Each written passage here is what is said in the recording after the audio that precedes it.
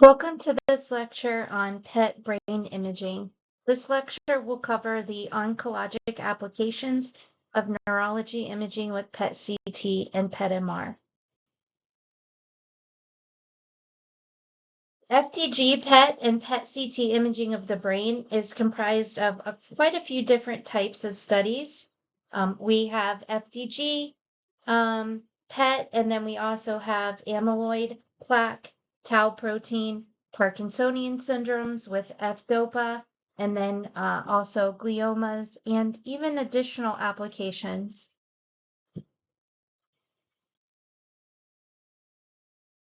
So if you break down PET neurologic imaging, under oncology, we have FDG imaging, and then we also have imaging of gliomas. And with dementia and Alzheimer's imaging, we can image with FDG with that also, or we can image with amyloid or tau imaging. With Parkinsonian syndromes and movement disorders, we can evaluate that somewhat with FDG, but F-DOPA has emerged as the most prominent drug for imaging Parkinsonian and movement disorders. And then other uses of FDG and even some of our other agents like amyloid or tau include stroke, ictal, psychiatry, neurocriminology, and those things we will talk about in the last lecture of the neurology section. So FDG imaging of the brain is where we will start, and these are some images here. The images of the left are cognitively normal, and then the images on the right have white arrows pointing to where there is decreased glucose metabolism within the brain. FDG is the most widely used and widely available PET radionuclide for body and brain imaging. It localizes to areas of increased glucose metabolism seen with high physiologic activity. In the brain, glucose is the predominant substrate for metabolism. The tracer uptakes in the normal cortex and basal ganglia. Malignant brain tumors will show increased glucose metabolism, but primary tumors often do not. These would be like gliomas, for example. FDG neurooncology can be tough to distinguish inflammation from tumor, and there's a lot of challenges for imaging brain tumors with FDG. One is the brain's natural high affinity for glucose, makes it really hard to see malignant brain tumors that have increased glucose metabolism because the glucose metabolism is already so high. And then for primary brain tumors like gliomas, they don't metastasize sugar or have increased glucose metabolism, but there's already so much hot activity in the brain that it's really hard to distinguish that. And also, those tumors have a tendency to cause localized inflammation and have a really complex microenvironment. And then it becomes difficult to distinguish between inflammation and tumor because both have a high affinity for glucose. So FDG uptake seen on FDG PET and PET imaging. You do see that natural, really hot brain uptake that's on regular brain images. And again, that makes it really difficult to see any kind of malignancy within the brain. It is a diagnostic tool to evaluate brain's glucose metabolism and function, and it will accurately assess changes in metabolic activity. This may explain irregularities in mental or physical status. Other uses and benefits are local foci and epileptic seizures. We can grade tumors, direct biopsies, and evaluate malignancy. We can sometimes differentiate between radiation necrosis and tumor recurrence. That is difficult with FDG. It's a little bit easier with amino acid agents. And then we can differentiate toxoplasmosis from CNS lymphoma. The radiopharmaceutical that's used most often in brain imaging is FDG. and that is fluoride deoxyglucose. It is accumulates based on glucose metabolism, and it is involved with glycolysis. That's the hexokinase enzyme that adds a phosphate. This happens to both glucose and FDG, but the second step is another enzyme that turns glucose into fructose. This does not happen with FDG, so it actually just becomes trapped. So in the image that you see here, this is the normal glucose pathway for how it gets taken up into the cell. HK stands for the hexokinase, which is that enzyme that helps convert it to fructose, and then the cell will metabolize it. That does not happen with FDG. FDG just becomes trapped, but is never metabolized within the cell.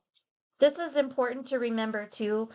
Patients will often ask, especially diabetic patients will ask, if FDG will raise their blood sugar. And FDG really does not have an impact on blood sugar because of this missing piece right here.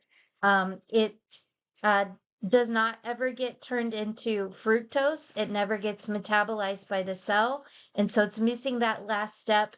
It never raises the blood sugar levels. It just gets trapped within the cell. Indications for brain imaging with FDG.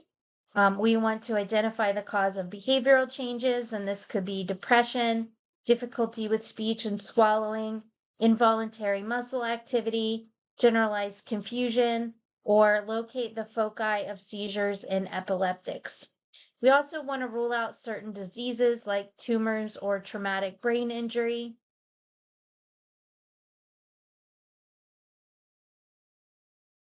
Contraindications to FDG brain imaging, pregnancy and breastfeeding. Of course, this is not absolute. This is a relative contraindication, but you want to follow the imaging facility and radiation safety guidelines and best practices for that. With the blood glucose level, if it's greater than 200, you should reschedule the scan. You want it to be less than 150 or 200. And there's a range there because that will also go by your facility guidelines. Some places will have a lower cutoff closer to 150. Other places will go all the way up to 200 before they reschedule the scan. So know the protocols in your facility before you reschedule your patient, and while you're doing that, make sure you know what your rules are. If a patient has an inability to lay still for 30 to 60 minutes, they may need sedation. This is not a common practice to sedate your patient, but they do need to be able to lay still for the images. The ICRP does not recommend interruption of breastfeeding after FDG administration since little FDG is excreted in the milk. However, the lactating breast does accumulate FDG. Therefore, it is suggested that contact between the mother and the child be limited for 12 hours after injection of FDG, just to reduce the radiation dose to the infant from the mom holding the baby. It is recommended that the infant be breastfed just before injection to maximize the time between the injection and the next feed. Breast milk may be expressed and fed to the infant via bottle for 12 hours to help minimize the interruption and close prolonged contact between the infant and the mother. You want to educate the patient or caregiver and give written instructions. Patients should be NPO for 4 to 6 hours, except for water before their FDG injection. Hold IV fluids containing dextrose or parenteral feeding for 4 to 6 hours.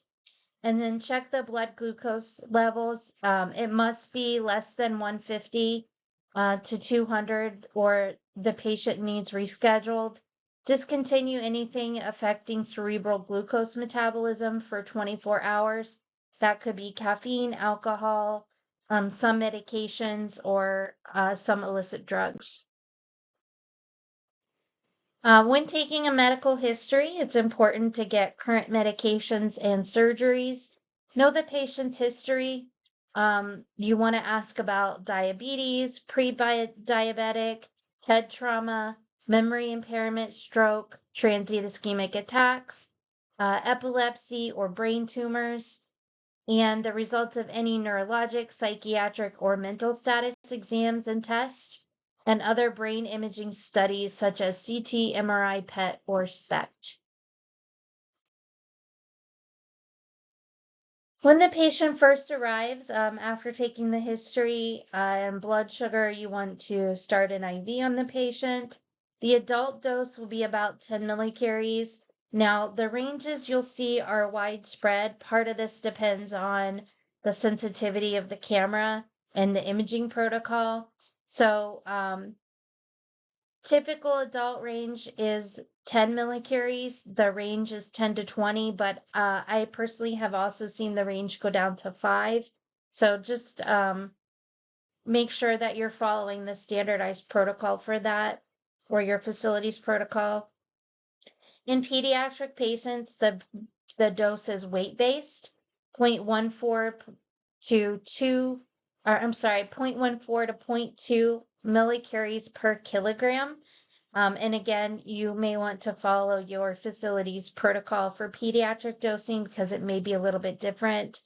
And then if you need to use sedation, you can administer the sedation drugs after the FDG uptake period as close to the imaging time as possible because some of those sedation drugs may disrupt the metabolism of glucose in the brain and alter the study results. Adults must have a driver before leaving the hospital or imaging facility. If they're sedated, you have to make sure they have a ride home before injecting them. Confirm that the patient followed the prep and other instructions. Do their blood glucose, obtain IV access. You want to make sure you're injecting that FDG over 1 to 2 minutes, monitoring that flow. And then make sure that they're injected also in a dimly lit room. Patient must sit or recline for about 20 to 30 minutes prior to the radiopharmaceutical injection. So this is after the IV is put in place, but before they get their FDG injection. So you want to start the IV and then leave them sit for 20 to 30 minutes. Make sure that you're explaining to the patient what you're doing. They really need to sit or recline quietly, no talking or reading.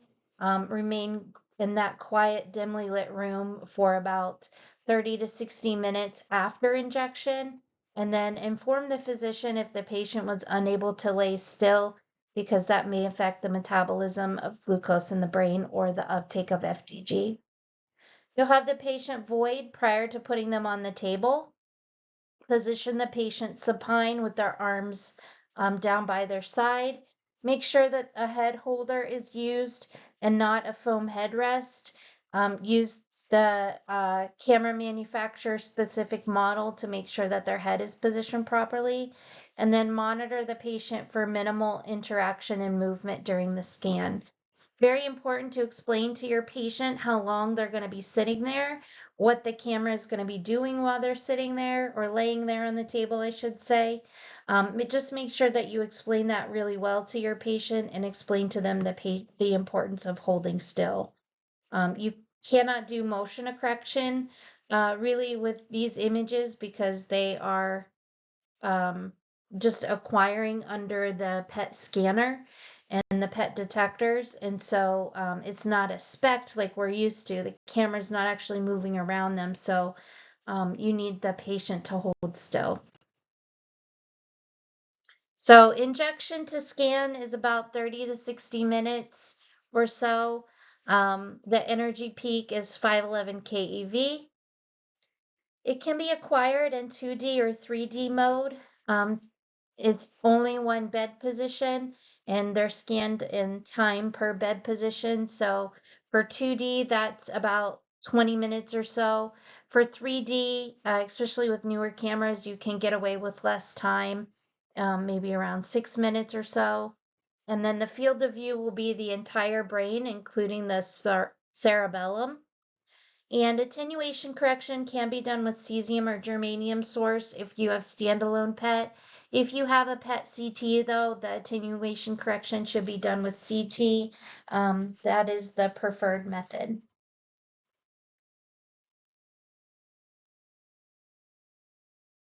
This is the protocol for FDG brain imaging. Patient should rest for 20 to 30 minutes in a quiet, dimly lit room. Patient cannot read or watch TV and should not have their phone or tablet. Inject the patient with 10 to 20-ish millicuries of FDG. And of course, pediatric dose would be different.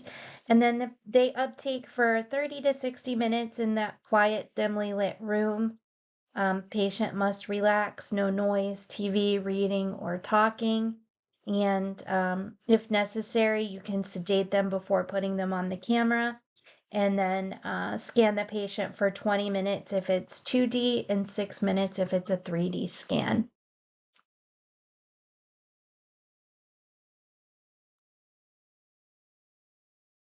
For image processing, the transaxial slice and pixel thickness should be between 2 to 4 millimeters. Filtered back projection using a Hanning or Shep-Logan filter, or you could do iterative reconstruction. That will follow the manufacturer's recommendations for the number of iterations, subsets, and the smoothness. But the images will be displayed in transverse, coronal, and sagittal projections. Processing techniques will vary by the equipment and by the manufacturer's recommendations. So a normal or negative FDG PET scan will show adult pattern of cerebral glucose metabolism. The normal aging will show increased generalized cortical atrophy and progression of mild metabolic decline. There is a pattern of regional cerebral metabolism changes, and this is as little changes over time in healthy adults, but they are there. And this is normal biodistribution of FDG. We'll see it changes a little bit. The appearance changes slightly as you progress through. This is closer to the vertex and this is closer to the base. You see the cerebellum down there. This is an example of abnormal uptake in a patient with Huntington's disease. There's a typical metabolic pattern of hypometabolism. This severely affects the basal ganglia. You can see it, let me find my mouse. You see it down here. And there is the cortical metabolism pointing to the arrows is relatively intact, and there's a gradual development of diffuse cortical involvement. This was a 43-year-old with an 8-year history of progressive Huntington's disease. FDG imaging will also image stroke. And you can see ischemic stroke or a hemorrhagic stroke. With an ischemic stroke, there's a small artery occlusion. You could have large artery arteriosclerosis, a cardioaortic embolism, or there's several other factors, but it leads to cerebral hypoperfusion. So there would be decreased uptake in that case, but that could lead to oxidative damage, which leads to necrosis, ionic pump failure, which leads to edema, or decreased oxygen and glucose metabolism, which leads to lactic acidosis. The edema and the lactic acidosis will eventually lead to inflammation, which does take up FDG. And so this is one of the reasons why it's incredibly important to get a detailed patient history and to assess the patient very carefully. If the patient had a hemorrhagic stroke, it's a slightly different pathway that it follows, and that could be from antithrombolytic therapy, cerebral aneurysm, hypertension, arteriovenous malformation, or trauma. But there is cerebral hypoperfusion either way, which will have decreased FDG uptake, and then they could have decreased ATP, RBC lysis, oxidative damage. Those could lead to necrosis or edema with inflammation. And then the patient could actually also have lactic acidosis, and that can lead to inflammation. So, with the hemorrhagic or ischemic stroke, all those pathways end up leading to either necrosis or edema and inflammation. And at the point that it becomes necrosis, it will not take up any FDG. But if it has edema, lactic acidosis, any kind of inflammation in the area, then that will take up FDG. So it's very complicated with stroke imaging. FDG PET for stroke imaging is a method that can be used to assess the pathophysiology of the stroke in many contexts. FDG PET brain imaging has shown decreased metabolic activity in regions of ischemia and necrosis. PET's ability to measure inflammation allows for superior measurement of arteriosclerosis and plaque vulnerability. But FDG has also been widely used to image metabolic activity in the brain in the context of ischemic injury. And post-stroke recovery remains a complex process that is augmented by other factors, including the age, the size of the stroke, and the use of therapy. There are several pitfalls for stroke imaging when you're using FDG. First, there's a lack of standardized protocol. Secondly, the long uptake time that's needed with FDG is impractical in the cases of acute stroke. CT is a much better option in that case. Transient hyperglycemia is common in stroke patients, so that high blood glucose will impact the FDG uptake. And peri-infarct spreading and neuroinflammation can also produce false results.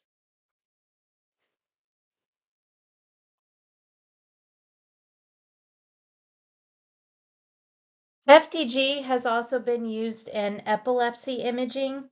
This is a case of a patient who is epileptic and was receiving a PET ictal study. The interictal phase is in between seizures, and the ictal phase is when the patient is injected while they're actively seizing. So you can see that there's areas down there where the arrows are pointing that is hypoperfused when they're not seizing, and it becomes hyperperfused when during a seizure. FDG has also been used for imaging dementia. This is an FDG PET of a 56-year-old woman presenting with early onset dementia without a family history of Alzheimer's disease. The FDG PET shows bilateral posterior parietal, posterior cingulum, and temporal hypometabolism. And you can see where the white arrows are pointing there. This uptake pattern is suggestive of Alzheimer's disease with frontal lobe involvement.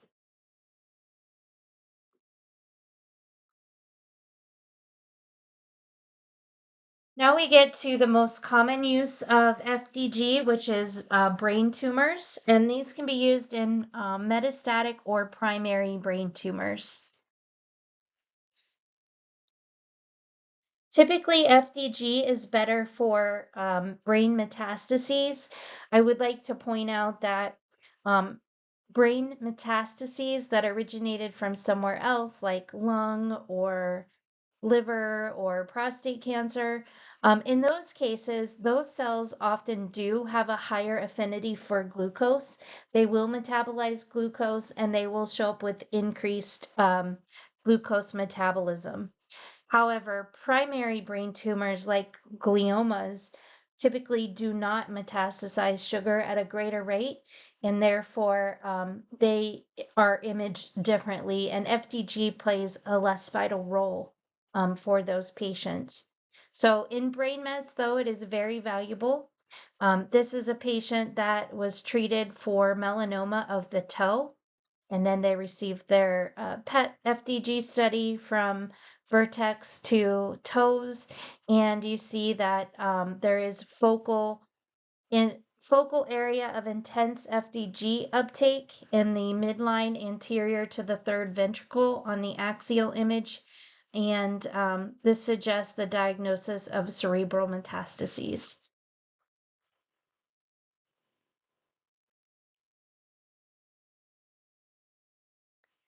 And this patient is being evaluated for metastatic brain mets. What do you think in this image? So we have CT, PET study, and then the fused images along with different window for CT.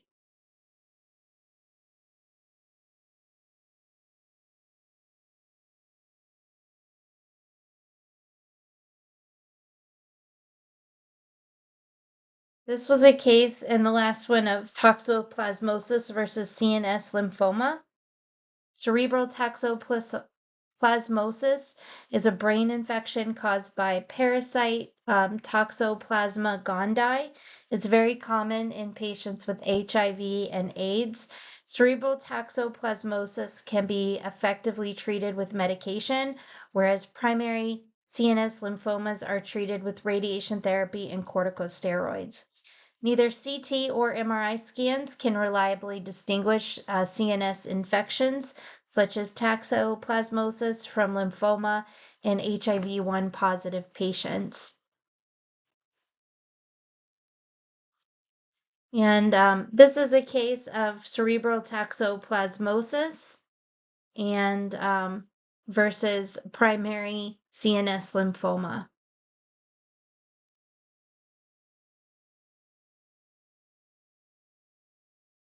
You see that the cerebral toxoplasmosis looks a little bit different than the primary CNS lymphoma, which is showing up extremely bright on PET images.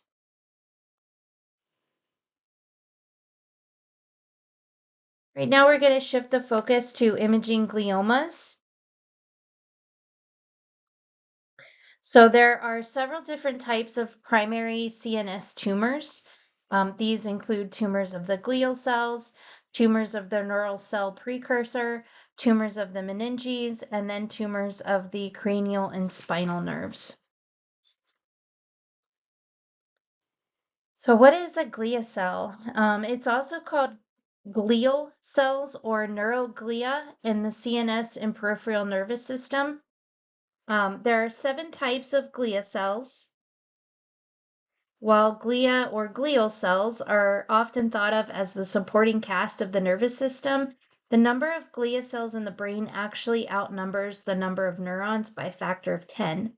Neurons would be unable to function without the vital role that are fulfilled by the glial cells, and glial cells will guide developing neurons to their destinations. They buffer ions and chemicals that would otherwise harm neurons and provide myelin sheaths around the axons. Scientists have recently discovered that they also play a role in responding to nerve activity by modulating communication between the nerve cells. So they also provide that protective role and a messaging role. When glia cells, though, do not function properly, the result is really disastrous for the brain. Most brain tumors are caused by mutations in the glia cells. The glia guide developing neurons to their destinations. They buffer harmful ions and chemicals, and they build myelin sheaths around the axons, so that when they mutate and become cancerous, they end up doing all of those important functions for the cancerous tumor. And CNS astrocytes provide nutrients to the neurons and give synapses their structural support. They block toxic substances from entering the brain, and then the satellite glia provide nutrients and structural support for the peripheral nervous system. The microglia are also important. They scavenge and degrade dead cells. They protect the brain from invading microorganisms, and they're actually an important part of the blood-brain barrier.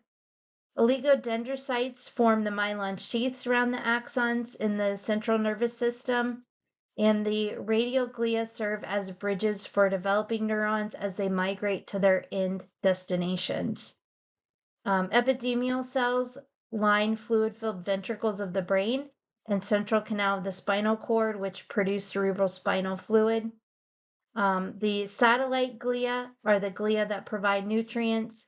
The radioglia serve as that bridge, and astrocytes are the neurologic glia in the shape of the star in the brain. So these are all the different types. Like I said, that microglia and the astrocytes also provide a very important function as part of the blood-brain barrier. They have a very protective function to the brain. But when these cells get mutated, when they become cancerous, they often start working for the tumor, not for the normal brain tissue, and that causes a very complex microenvironment for glia cells. So they guide developing neurons to their destination. They buffer the ions and chemicals that harm neurons. That's part of the blood-brain barrier. They provide myelin sheaths around the axons. They role in responding to nerve activity and modulating the communication between the nerve cells. And distant astrocytes also provide nutrients to the neurons, give synapses structural support, block toxic substances from entering the brain, and provide support to the peripheral nervous system. So glia cells are extremely important. And remember, they outnumber the number of neurons by a factor of 10. So the neurons would really be able to, would not be able to function without the vital role that the glia cells play.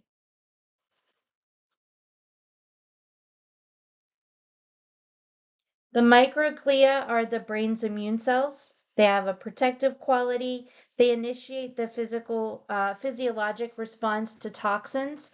They help to remove dead cells. They are hyperactivated cells. They promote neuroinflammation. So the microglia are also associated with amyloid plaque and tau protein that build up in the brain, or the tau neurofibril tangles that build up in the brain of Alzheimer's patients. And then in the developing brain, they prune the weaker synapses. And so they help to prune and remove the dead or less functioning cells. The microglia, on the other hand, these are like the astrocytes, the oligodendrites. They maintain the neuron's ideal environment. They control neurotransmitter levels around the synapses. They control ions like potassium for metabolic support. And they modify the environment to control and modify the synapses and modify neuron communication. Oligodendrites support the axons that travel a little bit further.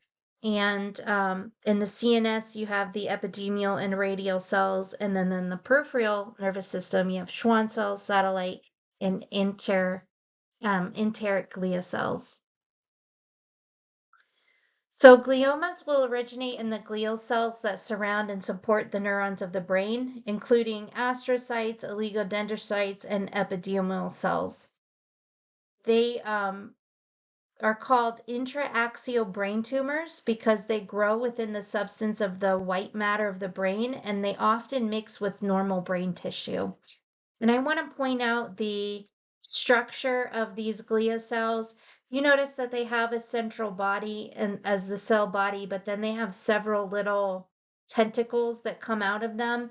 And this is a 2D picture, but they really come out in all directions. They just look like little octopi with 1,000 little tentacles coming off of them. This is what the glia tumors look like. And so when we say that they mix with normal brain tissue, they have these tentacle-like projections that are on the tumor or the cancerous cells, and they project deep into the brain tissue that way. And so they're called intraaxial brain tumors because even though you may see what looks like a tumor in the frontal lobe, that's the biggest, nastiest area of where it started, it's very, very, very likely that that patient has malignant cells throughout their brain and that has already infiltrated into other lobes and areas of the brain. But because we can't see it, and it mixes in with normal brain tissue, it is impossible to get all of the tumor. There are different grades and types of gliomas that indicate their growth potential and their aggressiveness. Many gliomas are benign, but unfortunately, 80% of all brain malignancies are gliomas. So these are the types of gliomas, and the epidemomas and oligodendriomas are not as aggressive as the astrocyte gliomas. And in that, you have a subcategory of astrocytomas and glioblastoma multiforme. Now, glioblastoma multiforme is also known as GBM or just glioblastoma. And I want to point out that it's not uncommon for people to have astrocytomas for a period of time, and then it develops into a glioblastoma.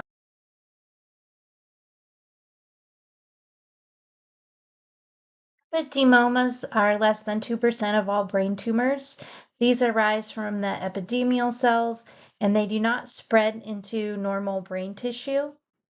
They can be cured by surgery. They have a high risk of local recurrence, and they are considered malignant, but they don't typically spread. They're kind of isolated and they can be cured by surgery. The oligodendrogliomas spread in a similar manner as astrocytomas, but they are slower growing. Sometimes they can be cured. They have a higher grade anaplastic oligodendroglioma that grows and spreads more quickly and usually can't be cured. Astrocytomas are comprised of astrocytes. These cannot be cured. They spread throughout the normal brain tissue, and they are graded on a scale of 1 to 4. I do want to say that primary brain tumors are not graded in the same way that other cancers are on the TNM system because they don't typically metastasize outside of the brain, and they are typically, these astrocytomas tend to be much more aggressive. They're graded on a scale of 1 to 4 based on the growth rate and aggressiveness of the tumor. Glioblastoma is a grade 4 astrocytoma, and this is the most malignant of all types. Unfortunately, it is also the most common.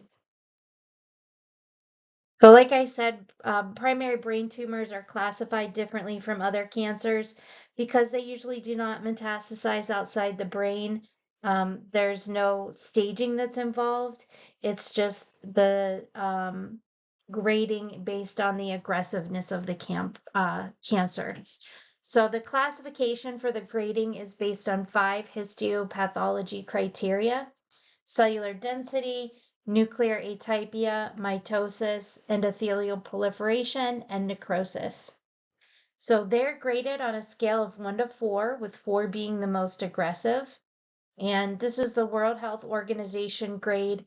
Grade 1 is the pilocytic astrocytomas and giant cell astrocytomas. These are slower growing and not as aggressive. And then it progresses all the way down to grade 4, which is the glioblastomas. These ones have a really high cellular density. Their nuclear atypia is marked. They have a high mitotic activity.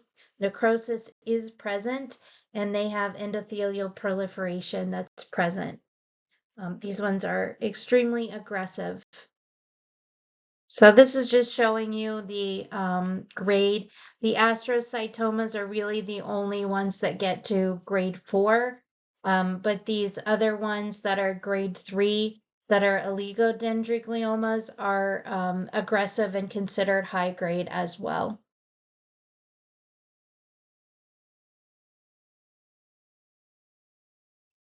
Glioblastoma multiforme is the most common and devastating primary brain tumor in adults.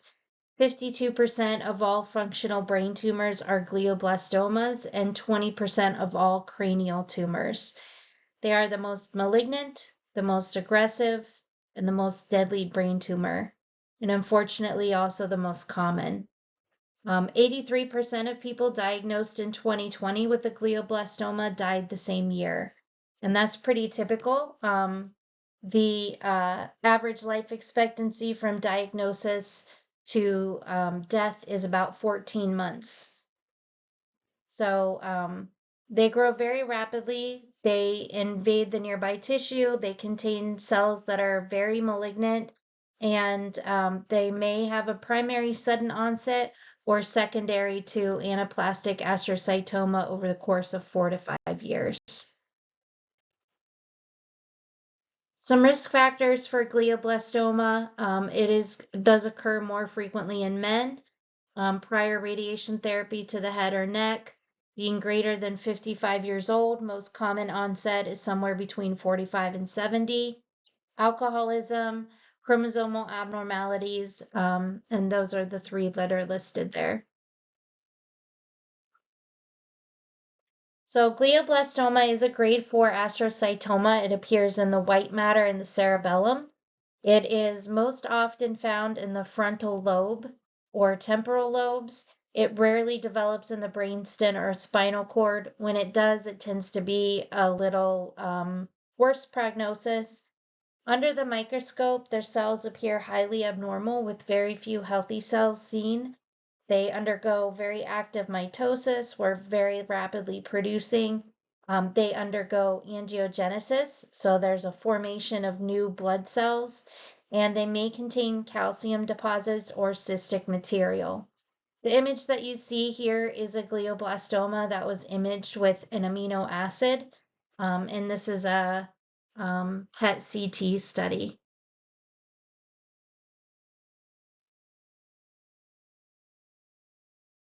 Glioblastomas have a very complicated genetic profile. There is several different types of mutations that occur. I believe it was MD Anderson recently uncovered about 500, and they're still uncovering more with their glioblastoma research, but there is a ton of genetic mutations or mutations within them, and all of them do some function to help the cancer grow and be aggressive. So the IDH mutant status is often used to classify it. And for the longest time, this was what the World Health Organization recommendation was for classifying glioblastomas. And they would simply classify it whether or not they had this one mutation of wild type or mutated. 90% of all glioblastomas are wild type. Other mutations that occur, this is just a very small sampling of them. PTN, TP53, and the EGFR I want to mention because that is a common one. That's an epithelial growth factor that helps to proliferate the cells. Astrocyte cells normally control the neurons and the environment around them. So glioblastoma cells end up doing the same function, but they function for the tumor instead.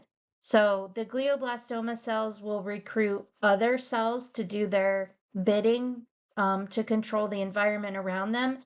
They steal from healthy tissue and they protect the tumor from treatment, and they also create or manipulate the environment around it to support its aggressiveness and its growth. So they have a rapid mitosis to expand in the spider web-like function. They use the microglia and the other glia cells to create a blood-brain barrier around them. And the microglia also helps to form that protection from treatment. And they will take up amino acids instead of sugar. They have an overexpression of the vascular endothelial growth factor that helps them grow. They have an extensive network of micro vascularization and angiogenesis, and they can control the ion and the metabolic function around them. So they do a lot to manipulate the environment around them, and it makes for a really complex microenvironment. So This is showing you just some of what is occurring there. TAM stands for tumor-associated macrophages. These are some of the macrophages that work for the tumor to help protect it. And you can see that it's binding to the T cell there. So glioblastoma does develop a very complex tumor microenvironment in the brain. It consists of an extracellular matrix, interstitial fluid, neo or non-neoplastic cells, including immune and non-immune cells that are compartmentalized in automatically distinct regions referred to as tumor niches, where the most therapy-resistant glioma stem cells are localized. So if you think about what's happening there are glioblastoma stem cells that are further developing into glioma cancer cells, and they have their own environment around them where they have their own healthy, normal immune cells that are there just to protect them so that they can continue to proliferate and grow. The various non-neoplastic cells closely interact with the neoplastic ones, with each other in the microenvironment by secreting growth factors, chemokines, cytokines, other constituents, angiogenic molecules, and factors that induce vascular permeability, creating that strong interdependence that drives that tumor progression. So they really kind of form their own blood-brain barrier, and normal healthy cells start working for the tumor to help support its growth and protect it. The glioblastoma cells will grow very rapidly. There's also kinase pathway involvement, the enzymes that regulate the biologic activity of proteins, and they will help to regulate the cell or the tumor cells. So there's a network of projections that are ultra-long tumor microtubes that mediate cell-to-cell communications. They enwrap neurons to facilitate the depletion of signaling molecules from healthy neurons, and they create a feedback loop from the stolen signaling molecules to activate the terminal kinase pathway. The standard of care for glioblastoma patients is not great right now. Diagnosis cannot officially be made until a biopsy is performed due to poor imaging specificity and sensitivity. Radiation treatment is typically given 5 days a week for 6 weeks in a high dose, and it may be the whole head or focused. It's typically whole head for glioblastoma, which limits the ability for them to get subsequent treatments if it does or when it does reoccur. And there is a debate on whole head versus targeted, but one method is to do focus therapy followed by a boosted high dose to the whole head. Chemotherapy, Temodor, and these like low alkalizing ones are the only ones that are typically used for glioblastoma. Even though they are not very effective, that is still the standard of care. MRI is used to measure tumor progression because of its ability to really show fine detail of the brain and inflammation. However, MRIs are often equivocal, and oftentimes if the MRI progresses and looks worse, then the treatment plan will move to salvage therapy, or the patient will progress to hospice care. So MRI, CT are used to assist, but biopsy is the only way to diagnose it. And then the treatment plan, the surgery doesn't remove the tumor because of the microtubules and that kind of tentacle-like behavior of glioblastoma tumors. It mixes in with healthy brain tissue, and it's impossible to get the entire tumor or all of the malignant cells. So surgery just debulks the tumor where they get as much of it as they can. Radiation therapy and chemo are done next, and then prognosis is really dependent on grade and type, but it's always fairly poor. Chemotherapy just really is not effective. And Astro recommends minimally safe refraction followed by 6 weeks of chemotherapy and radiation therapy, although the prognosis is still not great for those people with the average lifespan from diagnosis to death being about 14 months. So this is an example of glioblastoma on an MRI. This is MRI T1 and T2 contrast enhancement. MRI is currently the gold standard of care for imaging because of its ability to see inflammation. However, you're not seeing the tumor, you're seeing the inflammation associated with the tumor. That's a very important distinction to make. A lot of times patients are on steroids to keep their inflammation in the brain down, to control their symptoms, and also to control their seizures. And if patients are on steroids to control that, it will also limit the inflammation around the tumor, which means the MRI is completely useless because you're not seeing tumor, you're seeing inflammation around the tumor. And if you patient is on steroids to keep the inflammation down, you're not going to ever see tumor progression. So a lot of times you have patients who have a stable MRI where the MRI looks great and then the patient is gone within a week because the tumor is actually very progressed. You just don't see anything on the MRI. So imaging pitfalls for primary gliomas. Um, Imaging pitfalls exist at every stage of progression of glioblastoma, from diagnosis and onset clear through the patient's last days. CT only shows inflammation surrounding the tumor, and the tumors are isodense. MRI will only show regional inflammation, and it must be with and without contrast, but you can't see the tumor or the tumor progression, you only see inflammation. And this is one of the reasons that MRI may appear stable, because the tumor is unseen and inflammation is controlled. As far as nuclear medicine goes, SPECT and PET have challenges also. These tumors don't metabolize sugar, so for the longest time, FDG was the only approved radiopharmaceutical for oncologic imaging, and especially for brain oncology imaging. But that makes it really difficult because the brain is already hyperperfused. And there are some other agents that are in clinical trials that offer a lot of hope for that, but FDG makes it difficult. Radiation necrosis and pseudoproduction are indistinguishable on imaging. 23% of patients get pseudoprogression within 3 months of chemo or radiation therapy, and so it's impossible to tell what's happening there. There is 96% sensitivity with PET, especially with PET MR, but only 53% specificity.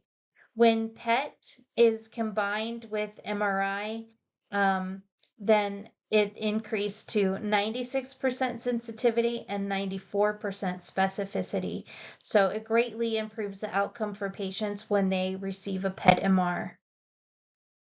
So SPECT and PET challenges. SPECT, there is no good radiopharmaceutical. Thallium has intense uptake in high-grade gliomas, but it's not very great to image with.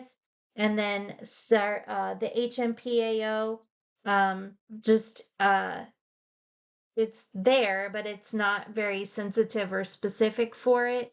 It shows the blood flow to the area and perfusion, so it doesn't really show tumors that well. FDG is not reliable at all. We see inflammation with FDG, so it's impossible to really determine what's going on there. The glia cells do not hypermetabolize sugar, and the brain is already hyperperfused, so it's a really hot environment in the brain with FDG, and that makes it really hard to see anything. A major challenge is finding a radiopharmaceutical that shows the microenvironment or the metabolic activity of the astrocytes. There are also therapy pitfalls and challenges because chemo doesn't really work. Every patient will undergo progression at some point, and challenges with imaging are calling progression too soon, which could lead to exhausting treatment options too soon, abandoning effective treatments, or patient distress. And then delaying identification of progression can lead to continuing ineffective treatments too long or increased toxicity in the patient. So these are some PET tracers that are currently being evaluated for use with gliomas. Classification of PET radiotracers for glioma investigation is based on the molecular processes that are under study. So a lot of these were used to look at different treatments or a particular behavior or molecular process within the tumor that was being studied. So FDG is the only one that is FDA approved at the point of this, that is FDA approved for the use of brain tumors at the point that this video is made. But there are some other ones on the list that are FDA approved in general. So one of them is fluorodopa that you see down there, and that looks at the amino transport and protein synthesis. F-dopa is dopa amine transporter or dopamine transporter, but it's also a synthetic amino acid. So it it will be taken up by cells that are hypermetabolizing amino acids. So that one has been effective for that one. CMET is another promising one that is amino acid, and so is FET. And this one is undergoing clinical trials, and it will look at the amino acid transport too. FET is actually fast-tracked with the FDA right now in phase 2 clinical trials, so that one shows a lot of promise. C11 choline is also FDA approved for a lot of uses, but this one is really only has a half-life of 20 minutes, so it can only be used at academic institutions, places that have a cyclotron on site. So F18FDG is FDA approved and readily available. Glioblastoma do not have increased glucose metabolism, so sometimes glioblastomas will actually show up as cold. But there are issues differentiating tumor from inflammation, and these it becomes very complex because the actual tumor cells may be cold, but the area around it will be inflamed and will show up hotter. So glioblastoma often appears as hypodense spot surrounding inflammation is problematic for imaging. If you look at these images too, these images on the right, A and B are MRI images, C and D are the PET and the PET-MR fused. These are all the same patient, and this is a patient with glioblastoma. You see that on the MRI, you see the inflammation around it, not necessarily the tumor. On C, which is the PET-only images, you see that it is hypodense because you're seeing the actual tumor there. And then you see a hyperdense area with kind of even hyperdense activity surrounding it on the fused images. This is carbon 11 CMET or methylthionine. This is an amino acid. This is the most commonly used of all amino acid tracers, and it has increased uptake in glioblastoma cells. It does have diagnostic accuracy, lesion extension or tumor grading assessment, biopsy or treatment planning, and prognosis of therapy response. One of the pitfalls for CMET is there is some uptake in the normal tissue due to the amino acid function in the brain. And advantage, though, is distinguishing radiation necrosis from focal recurrence after radiation therapy. That's very important advantage for CMET. So these are two patients, each one in a different column. This is World Health Organization grade 2 astrocytoma, and then this is a glioblastoma patient in the far right column. Both patients had inflammation control, so MRI was not useful. So both patients were on steroids to reduce the inflammation. The L aminotransporters transport a variety of neutral amino acids. The LAT1 is widely expressed in cancers and plays an essential role in the survival and growth of tumors. And it is what's being kind of manipulated here for the uptake. So if you look at these patients, the MRI looks normal pretty much. The FDG, you can actually see that there is a little bit of decreased activity around the tumor on FDG from what's showing up on the CMET scan. And then with the grade 4 glioblastoma, you see some activity there because you're actually seeing some inflammation, probably, maybe some glucose metabolism in there. Who knows? Because they're a weird environment. But when you actually look at the CMET study, you are seeing a lot of increased activity there, and it's showing up much larger than it did on the FDG study. So F18 FET is fluoroethyltyrosine. This is a synthetic amino acid. It's not taken up by proteins or metabolized by the cell, so it creates really good contrast in the images. It measures the amino acid transport rate. It has lower uptake in inflammation than FDG and MET do, and it can distinguish responders from non-responders in therapy very early on. So it has a good predictive value.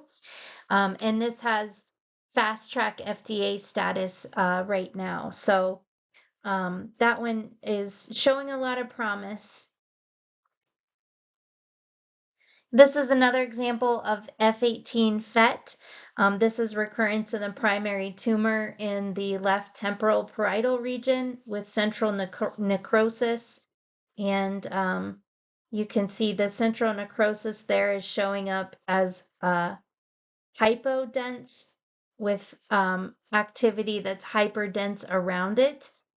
So this is MRI, the NucMed study, and then the PET study, sorry, and then the fuse data on top of that.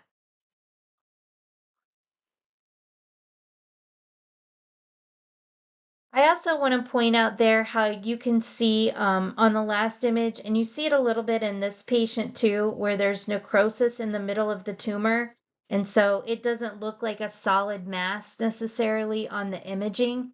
That's pretty typical for glioblastomas because you have this tortuous blood supply and all these immune cells that are in there. So it's pretty common to have necrosis in the middle of that mass because those masses are very messy. It's a very messy kind of tumor that's just, you have a mess of mixing of arterial and venous blood and that kind of thing, and blood pooling, and just very torturous blood supply with those advanced stage 4, or I'm sorry, grade 4 glioblastomas. And so it's fairly common to have some cold areas in the middle when you're looking at it with these radiopharmaceuticals that are actually showing us the tumor.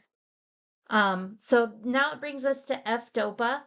F-DOPA is a dopamine analog, so it's typically used for imaging movement disorders like Parkinson's disease, but it is also an amino acid analog, and so, or also an amino acid. So there are significant correlations between the images and the World Health Organization classification and the volume that's seen on MRI enhanced images with the SUV max ratio. So this F-DOPA is great for assessing tumor cell growth It's really good for low and high grade, and it can even differentiate between low and high grade gliomas. It's highly sensitive and specific for recurrence, but there are limitations with the radiosynthesis. It requires patients to fast, and then it has a super long 40-minute acquisition, which is very difficult. The images that you see here are a 48-year-old man with left frontoparietal grade 4 glioblastoma. Patient was treated primarily with surgery, debulking, and then radiotherapy and chemo. He presented 15 months later with a severe headache and seizures. F-DOPA scans were done, and they show that the tracer accumulation and the left frontoparietal lesion suggest tumor recurrence. And images also show the tracer accumulation in the frontoparietal, suggesting that there is recurrence there. But the patient died within 3 months of the PET CT scan with progressive neurologic weakness. So unfortunately, this patient passed away relatively quickly. And imaging with 40 minutes is also tough. With the brain, it's tough because patients tend to move, and glioblastoma patients are prone to having seizures, so that makes it even more difficult for them to hold still. And I want to point out, even though this is a sad case, it is not uncommon. I've had neurologists and neuro-oncologists tell me before that it isn't if glioblastoma comes back, it's when, and that it is always going to come back, because you can never completely remove the entire thing, and it is extremely aggressive. So hopefully that will change in the future, but this F-DOPA is very valuable for helping to determine what's going on with the patient. So this is fluorothymidine, FLT. This is an amino acid analog. It was originally used for HIV therapy to kill the DNA. The thymidine kinase traps in the tissue based on its accumulation in growing DNA. It's decreased uptake in normal brain, but increased in glioblastoma. And it's best used to monitor the treatment, has a more predictive value of survival than MRI does. Limitations, though, it's really not specific, and some people have increased uptake in their normal tissue. This patient here is newly diagnosed grade 4 glioblastoma. The MRI image with contrast enhancement shows inflammation locally around the tumor, and then the FLT PET image shows a tumor to normal tissue ratio of 11.67. So it is localizing there in the tumor.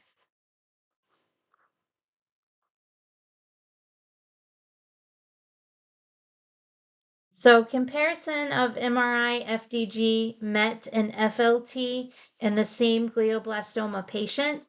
The MRI and the FDG will show inflammation. The MET shows the amino acid proliferation or amino acid uptake, and the FLT shows the cellular proliferation rate. So if you look at them, you'll see the MRI and the FDG are showing that there is local inflammation around the tumor.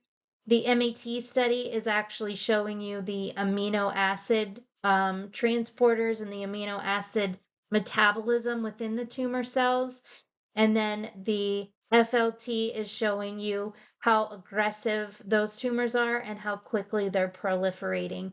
And you see that that extends to a much wider area than what the MET study does, and especially the FDG. So all of them have their purpose, but like I said, FDG is the only one right now that's FDA approved.